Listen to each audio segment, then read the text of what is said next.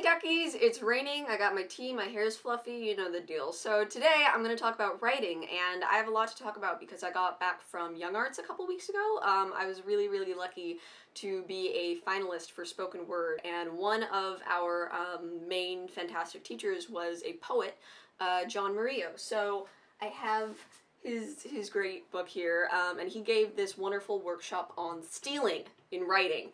And Junot Diaz blurbed his book, so I don't want to go too into it because it's his workshop, but basically he had us all pick a piece of writing that we really admired, figure out what exactly we liked about it, and then come up with an exercise where we try to practice that trait. So I picked Hamlet Machine by Heiner Müller.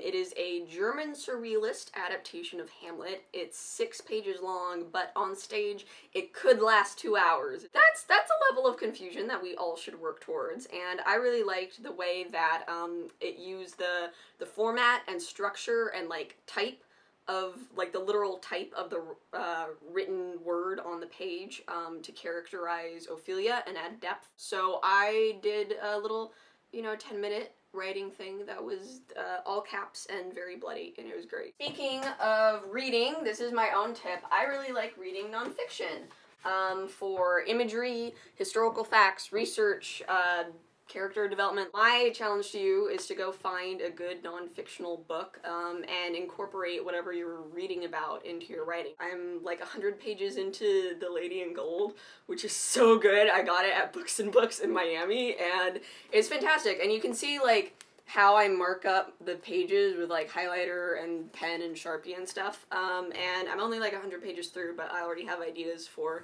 essays and poems and short stories. And that is the power of nonfiction. I remember in 3rd grade, I looked at the huge row of encyclopedias in my classroom, and I was like, I'm going to read all of those and then I'll be smart forever. And then I learned what Wikipedia was, and it all just snowballed from there. Last tip for today revolves around environment. So I am a very messy writer, and I write mostly on public transportation or in my room at 3 in the morning, just sobbing all the while. But I always try to do my revisions, my big edits and corrections at my desk. So every Sunday I'll like make a habit of cleaning my entire room and doing all my chores and go for a walk, and then I'll come back and I'll sit at my desk with some tea and I'll look over what I'd written that week, and that really helps me make editing specifically into a habit, which is a really good way to be productive. I have to deep clean my room every 2 weeks anyway because it gets dusty, which makes me sneeze, so maybe I time it with the moon cycle. Maybe I'm not a witch, but cleaning my whole room and then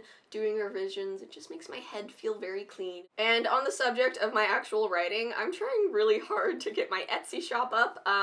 So I have these little booklets of poetry. It's called Leaf. I have 3 issues right now. This is what they look like. It's a couple poems and a couple pictures. They're gonna be $7 each, and I've been to the bank 4 times in the last week trying to get things squared away, so I promise I'm gonna try really hard to get my Etsy shop up, hopefully within this month or century. But in much more organized news, the anthology that one of my poems about France is in, so it's the Coiled Serpent Anthology by the Tia Churcha Press. It's organized by Luis Rodriguez, who's the Poet Laureate of Los Angeles.